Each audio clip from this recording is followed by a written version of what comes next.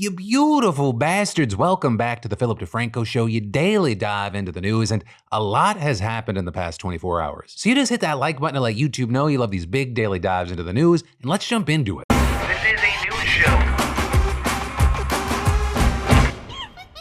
So Ava Chris Tyson of the Mr. Beast crew is in the middle of a massive scandal right now as she faces allegations that she inappropriately messaged a minor. And while all of this is just now blowing up online, this actually began last month when a little-known YouTube channel called Prism42 posted the allegations. Right, and in it, he accuses her of starting an online friendship with a 13-year-old boy while she was 20, then showing screenshots of several tweets that he claims are between Ava and the minor. In one from 2018, Ava's promoting her Patreon, with her allegedly saying, "Guys, we are so close to our goal, one more Patreon and I'm releasing my nudes." With the two appearing to exchange kissy face and winky face emojis in a thread, and Ava eventually telling the minor directly, "I posted some fire nudes for you, please no share." And there, Prism saying, even if this was just a series of raunchy jokes and no actual nudes were exchanged, in what worlds is it appropriate for an adult to joke with a kid like this? Prism then showing other screenshots, some in which Ava appears to call the kid dad, as well as another suggesting Ava was sending him Snapchat DMs with adult jokes. And Prism going on to say when the kid was 16, he met up with Ava as well as Carl Jacobs after taking a camper to the middle of the woods in a quote unquote secluded area. With Prism then saying he interviewed this guy who's now in his 20s and saying he asked if Ava or anyone else on the Beast team ever assaulted him. However, there he notes that the guy fully denied that. It also seemed like they weren't on the same page, with at one point Prism saying to him directly, "That is highly inappropriate.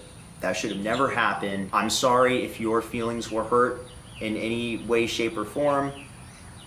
I want you to know that I don't have any ill intention here against you.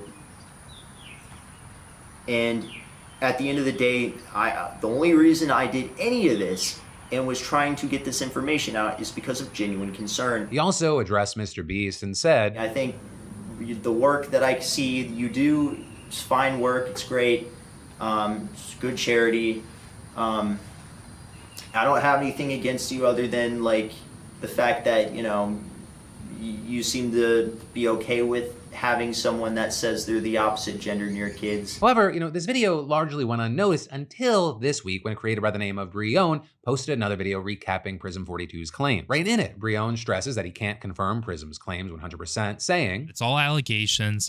Take the things that you see here with a grain of salt. We don't know if 100% Chris is a pedophile or predator or whatever. We just know that Chris has done some really weird things in his past over on Twitter." And with that, you had Brion honing in on a tweet where the kid asked Ava about her hentai addiction. Like, it's really odd that a 14-year-old knows that a 21-year-old has a hentai addiction, and these two happen to be friends. Like, why the hell would you tell somebody who is this age, or frankly a minor, weird sexual shit and the things that you're into sexually? And then sort of separate but also connected to this whole story in recent days, we've seen a lot of people screenshotting what they say are old tweets from Ava where she expresses an interest in lolly, which is this anime style of either drawing young-looking or underage girls, usually in a suggestive or outright explicit way. There, you also had the likes of Keemstar writing, "Chris Tyson supported the cartoon CP artist Shadman that drew my daughter at age 8 in a sexual manner," saying this is a known fact, and adding, "Privately, me and Chris Tyson even had a conversation about this roughly a month ago, as it still upsets me. This is not misinformation, this is a fact." And adding, "As the owner of Drama Alert, I can tell you there has been misinformation surrounding Chris Tyson today on Twitter. However, this above is 100% true, just like this old tweet from Chris shown here. It's 100% true and authentic." But then jumping back to Brion's video, he asks Ava to respond to all of this, saying, "Chris has to say something. Chris can't be quiet like Chris has been for the longest time. This needs to be something that Chris is going to address head on, like right now." That said, so far, as of recording, Ava hasn't outright responded to these allegations, though reportedly last month she did delete all of her tweets from her account. We also haven't seen any comment from Mr. Beast regarding the situation either, though close to that you did have Keemstar tweeting, "Mr. Beast connected me directly to Lava, the alleged Chris Tyson groomed victim. Lava said I was not groomed by Chris Tyson," also saying, "I did not meet Chris Tyson by myself. I met Chris and the Mr. Beast crew with my family present," and saying, "I ran a Discord with Chris Tyson when I was 13 and edgy, inappropriate jokes were said. That's it." And also, if you go to that person's Twitter, they wrote, "Chris did nothing wrong. What's actually disgusting is you guys twisting things and making me a victim. As well as, can you guys help me counter all these lies? Chris's messages to me were sent in public Discord servers, groups, but everyone is framing it as if it was one-on-one. Chris literally did nothing wrong." And in another tweet saying, "This situation takes away from children who are actively being exploited every day online." So there, you had a lot of people kind of either not buying that or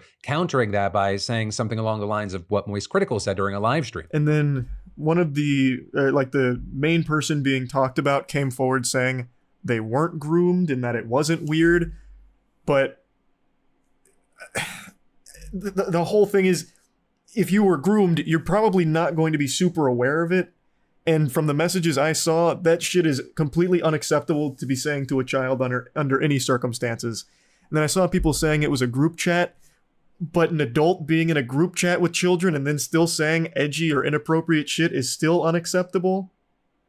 Like that, like there's no context that makes it better. Right, and so online with this, we see just so many different reactions. Right, some just outright condemning Ava. You also had a former member of the Mr. Beast crew saying Jimmy knew. Though again, others saying when you were a minor, you wouldn't be aware of what was happening. You also had others going after Prism and Brion for misgendering Ava throughout the videos, which then, connected to that, you had many people saying they're scared shitless that these allegations against Ava are just gonna turn into cannon fodder to scapegoat the entire trans community. Saying things like, let's be clear, the Ava Chris Tyson allegations are not a trans issue. It is in fact a content creator issue. So many people, when given a small amount of power, abuse it, and this itself should be studied. With some arguing we're already seeing the first ripples of that, with, for example, Andrew Tate responding to the situation by saying, "So now everyone's pretending to be surprised that this fucking tried to fuck a kid." Well, of course.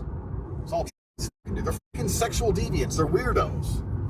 There's no reason to chop your own fucking dick off unless you're a weirdo. Newsflash! You're weird. We've also seen a number of people drawing comparisons between this situation and the one with Dr. Disrespect, with many online saying that those who were quick to comment on the Dr. Disrespect situation have stayed silent on this one, with seemingly almost all the creators that were in the recent 50 YouTuber Mr. Beast video getting hit up about this. Though in particular, the creators Pokimane and Valkyrae seem to get a lot of the attention, with then, actually as of this morning, both responding. Pokimane saying, I don't know all the details regarding the Ava situation, but I want to make it clear any inappropriate behavior towards minors is unacceptable, regardless of who you are, and adding it's a shame that people will see this as an opportunity to attack the trans community as a whole. One person's actions does not reflect on every single trans person, so please don't view it that way. With Valkyrae hitting a lot of the same notes, but then also adding, Dr. Disrespect is still gross. And lastly, to the incels that only tagged Pokey and I to speak up, even though everybody did after D did himself, you're weird. Focus your hate towards the pedos for once. And there, online, we've seen people arguing both things. Right? Some saying that people went after Dr. Disrespect harder, others saying they went after Ava harder. Now with all this, I do want to note that everything is still developing and growing. We're now seeing others digging up different comments and posts Ava allegedly made, with that including, for example, video of Ava in the past talking about and linking to leaked nudes of Jeanette McCurdy in an old clip, as well as at least one other person claiming they were also underage when Ava sent them inappropriate messages. They are providing video of what appears to be Snapchat DMs and explicit Discord voice chats from group messages. And in the meantime, you have all these different things all over the place getting millions and millions of views. You have people arguing about what's real or not, which is also why we've seen people both in support of and against Ava or Mr. Beast here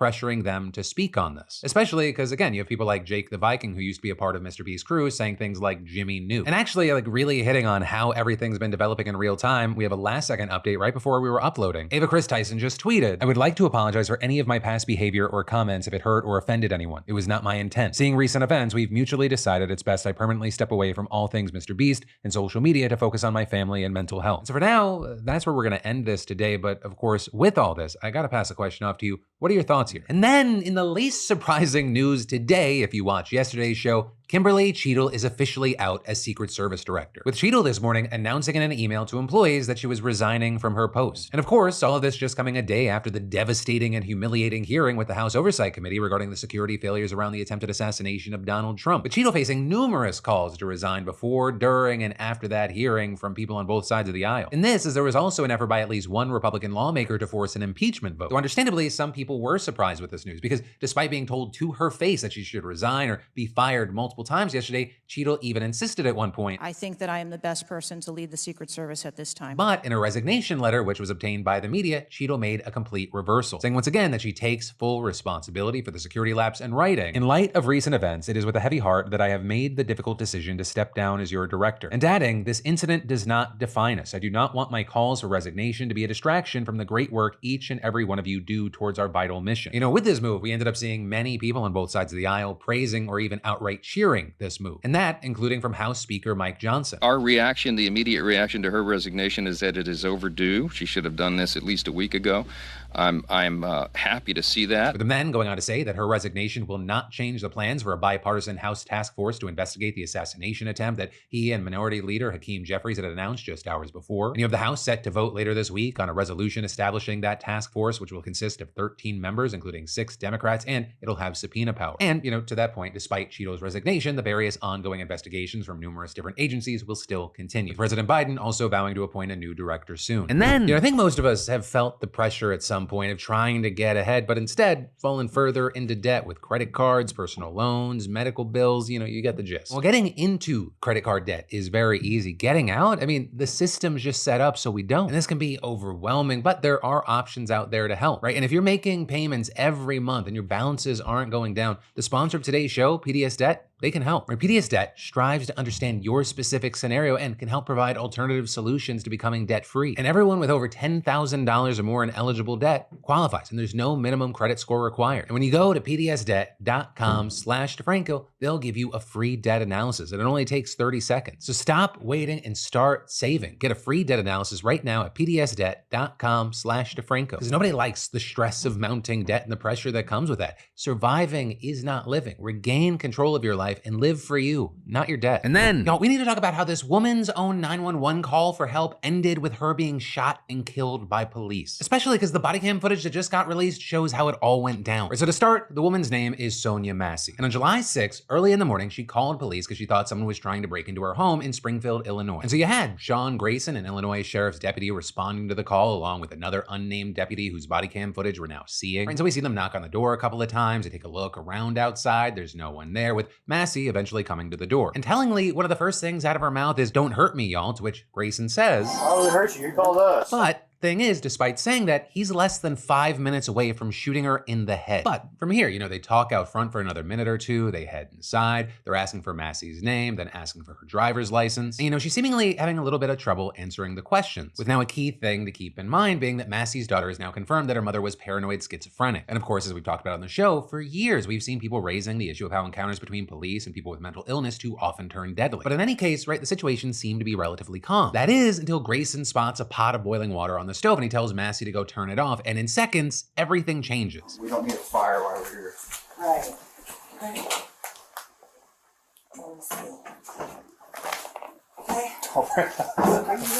Huh? Where you going? Away from your hot steaming water. Away from my hot steaming water? Yeah. Oh, I would rebuke you in the name of Jesus. I rebuke you in the name of You better not. That's where I got. I'll shoot you right in your face. And that's where I have to stop the video on YouTube, because that is the exact moment Grayson pulls out his gun. Right, and immediately after that, we hear Massey saying, "Okay, I'm sorry," and duck down behind the counter. But then Grayson repeatedly shouting, "Drop the fucking pot," before advancing and firing 3 shots, with one of those shots hitting Massey in the head. And that's when we hear this audio. Bring EMS now. We got a headshot wound to the female. Headshot wound to the female. 1078.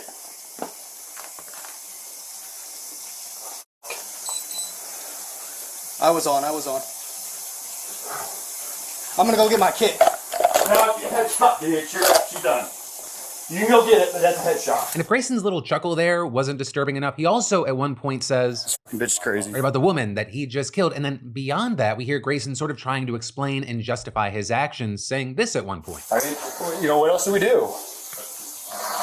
I'm not taking hot boiling water to the face, and it already reached us. But with that, beyond the fact that it's not totally clear that Massey was actually getting ready to throw boiling water at them, we even have police saying this was totally unjustified. Right? You had the use of force incident review chair for the Illinois State Police making clear in a memorandum for the department saying, by approaching Massey, Grayson placed himself within a distance where he could have been injured, and adding, this is similar to an officer stepping in front of a moving vehicle and fearing for his safety. And so with that, 1, Grayson has been fired, and 2, last week he was charged with counts of first-degree murder, aggravated battery with a firearm, and official misconduct. And while of course you had a lot of people very happy to see these charges, you also had others quick to point out that this is something of an exception. There have been a lot of cases that people would say have been similar that haven't resulted in charges, let alone convictions. With this case in particular, they notably may reflect broader issues that are being talked about with policing. Like for one, body cams, right? On one hand, the body cam footage here was very useful, but that's also only because there was this other deputy around who had his turned on. Grayson, on the other hand, wouldn't you know it, reportedly didn't have his body cam on for much of the interaction, which is an apparent violation of protocol. And then as far as other stuff about the guy, he had been hired despite 2 charges of driving under the influence. And then, of course, there's also the issue of police trying to protect their own even when they've done something wrong. And specifically with that, some are reporting that certain officers may have tried to cover up the shooting. Right? And that being according to police radio allegedly showing someone, apparently at the scene of Massey's killing, falsely claiming her wound was self-inflicted. In fact, when the dispatcher asked for clarification, a man repeated the claim. And then on top of that, Massey's father claimed he initially received conflicting information from law enforcement, saying at a news conference, I was under the impression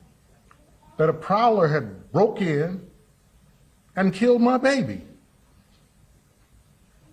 never did they say that it was a deputy-involved shooting until my brother read it on the internet. And so with all of that and the body cam footage coming out, you even had the likes of Biden being one of the people to connect this to the bigger picture, saying, Sonia's death at the hands of a police officer reminds us that all too often Black Americans face fears for their safety in ways many of the rest of us do not. With him then calling on Congress to pass the George Floyd Justice and Policing Act to, quote, increase trust and accountability in America's police force. And then with that, we actually had the family's attorney comparing Massey's killing with the murder of George Floyd, as well as relating it to the upcoming election, saying just like George Floyd was the catalyst for the 2020 election, we believe this will be similarly impactful in the 2024 presidential election, especially for our Black community. There's a narration to the tragedy. It's just troubling on every level. Black women don't get the respect and consideration they deserve in America. And then on top of that, you had Massey's family placing what happened here in a longer history of violence against Black people in the US, and actually in Springfield, Illinois specifically, with them saying that she was actually a descendant of William Donegan, who was a Black man lynched by a white mob during the city's 1908 race riots, which notably was the event that led to the creation of the NAACP, which also is an organization that Massey's family actually reached out to for help, sort of bring the whole thing full circle. And just adding to this cruel twist of fate, Massey was taken to and pronounced dead at the same hospital where her ancestor died after being lynched. But with all that said, while we wait to see what happens here, I have to pass the question off to you.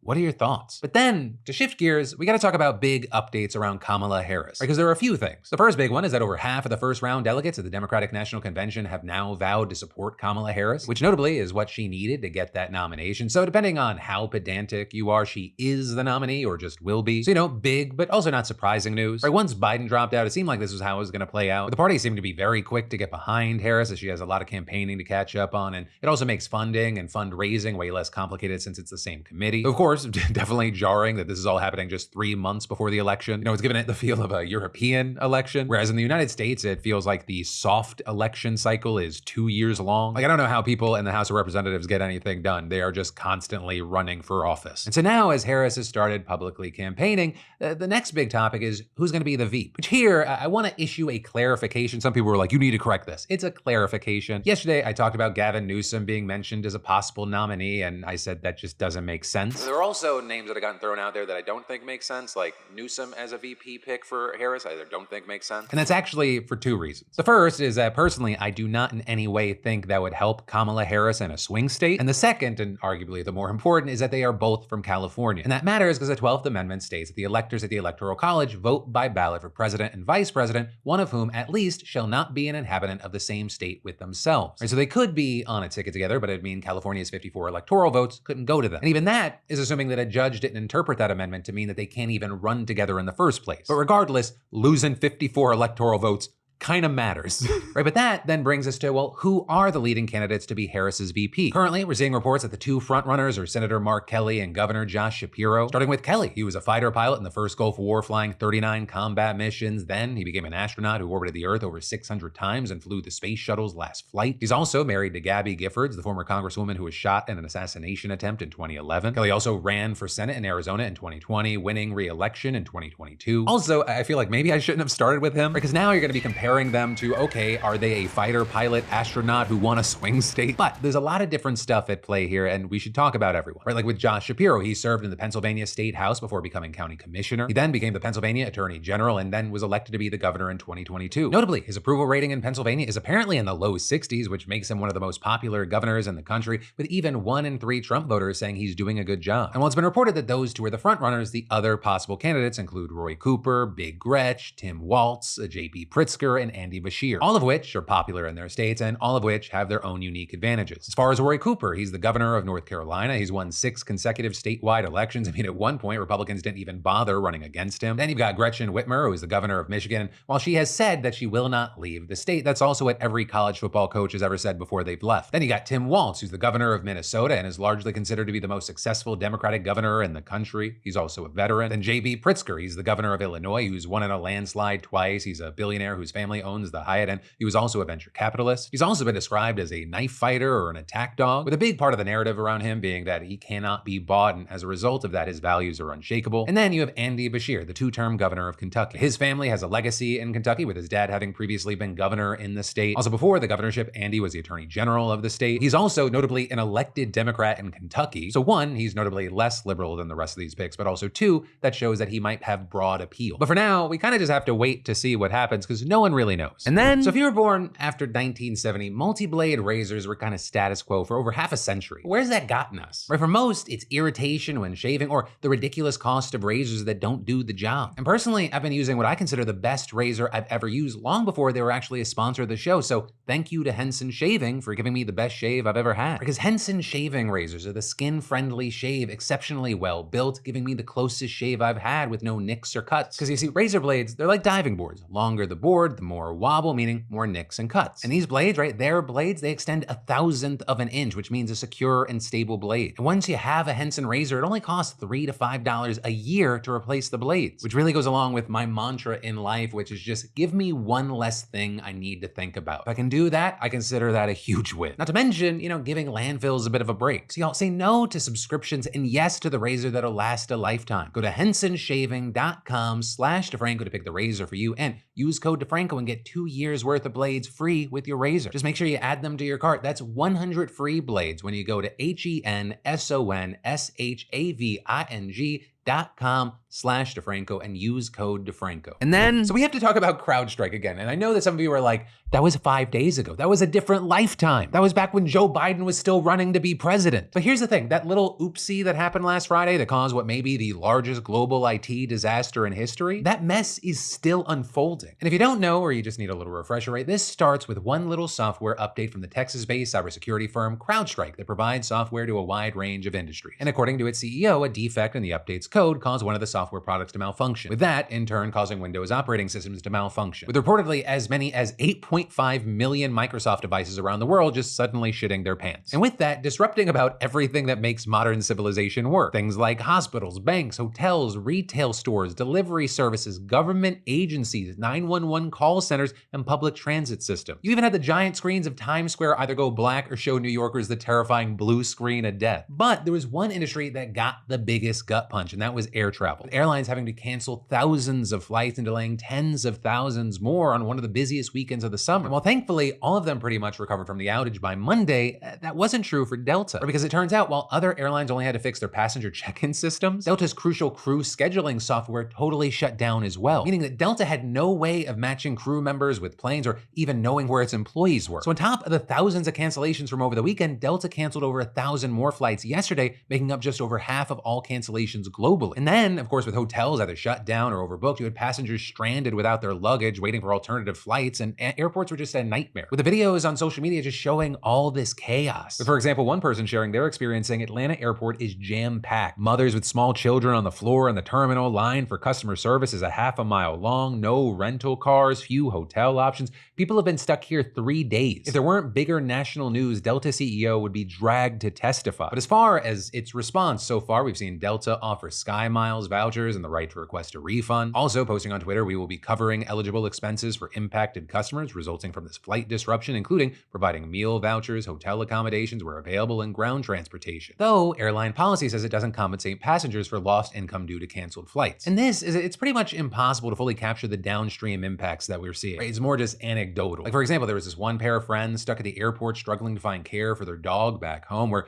also the AC broke down during Arizona's triple-digit heat, as well as things like a woman who ran out of her prescription meds after being stuck in the airport for 3 days. And of course, there were no shortage of less serious but still important things like people missing birthdays, weddings, work opportunities, and on it goes. It's notably with that, after speaking with Delta CEO on Sunday, Transportation Secretary Pete Buttigieg said in a statement, "I have made clear to Delta that we expect the airline to provide prompt refunds to consumers who choose not to be rebooked and free rebooking and timely reimbursements for food and overnight hotel stays to consumers affected by the delays and cancellations, as well as adequate customer service service assistance to all their passengers. And that notably after he said on Saturday, I am hearing reports of some airlines only offering flight credits to passengers for canceled flights. Let me be clear, you are entitled to get your money back promptly if your flight is canceled and you don't take a rebooking. And in fact, now the Department of Transportation has announced that it's opening an investigation into Delta, which of course is going to be a horrible time for them because they've already lost tens of millions of dollars in revenue and they're expected to lose much more. And of course, all of this is Delta didn't start the fire, CrowdStrike did, which is also why it's important to note that CrowdStrike's also feeling the heat, with members of the House Oversight Committee and House Energy and Commerce Committee both requesting briefings from CrowdStrike. And this is the House Homeland Security Committee went even further, calling on CrowdStrike CEO George Kurtz to testify on what caused the outage and how the company will prevent it from happening again. The committee's chair and that of its cybersecurity subcommittee writing in a letter that the outage must serve as a broader warning about the national security risks associated with network dependency, which notably is also a conclusion that we've heard from many different people on both sides of the political spectrum. For example, Professor Brian Klaas, writing for The Atlantic, the devastation was the inevitable outcome of modern social systems that have been designed for hyper-connected optimization, not decentralized resilience. We've engineered a world in which tiny localized errors can cause global crisis. And so with that, one of the questions that's popped up is whether or how we roll back some of the corporate concentration and market monopolization that has taken place over the past several decades. But then also, more immediately, we're going to have to figure out what to do about CrowdStrike. Because I mean, you can bet your ass we are going to see a fire hose of lawsuits. Though there, reportedly, how liable the company is a question. Because according to Business Insider, for example, CrowdStrike's terms and conditions state that it doesn't have to give affected clients anything more than a simple refund for the software. You've got some arguing that unless you're this huge company that actually negotiated better terms or you were smart enough to buy cyber insurance, you may have to just eat the damages. Though also, we could still see lawsuits come up against cyber insurers over what is and isn't covered. And also, it's important not to forget that CrowdStrike's also vulnerable to legal action from shareholders and potentially the SEC. And then, now this is rough, because as if the growing threat of wildfires wasn't a big enough issue, we're also dealing now with firefighter staffing shortages. While this is a countrywide issue, one of the biggest problems is actually among federal wildland firefighters who are leaving their jobs en masse. In fact, data shows that over 1,300 Forest Service firefighters resigned in the last 3 years alone, and 84 Forest Service fire engines in California are unstaffed at any time. And according to Christopher Benz, an Oregon-based writer and former firefighter, there's no wondering why this is happening. With him writing, the reason is simple. The government hasn't significantly raised pay in decades. 30 years ago, a fire job could afford you a modest home, but wages have barely gone up since then. By the time I left fire in 2020, half the temps on my crew were living in their cars and sleeping literally down by the river because gentrification from remote work had sent housing prices in mountain towns skyrocketing. And while there was a temporary boost a few years ago that brought minimum pay to $15 an hour, funding for that, it expires in September. And the opportunity to give federal firefighters a permanent raise is just stuck in Congress, with there actually being 2 bills aimed at addressing this, but there's no telling what's going to actually come of them. But also, according to Benz, even the raises proposed in those bills, they're just not enough. And with that, he explained that the consequences are incredibly severe, saying as firefighters quit, it guts crews of experience, leadership, and tradition. The firefighters who remain will be less safe.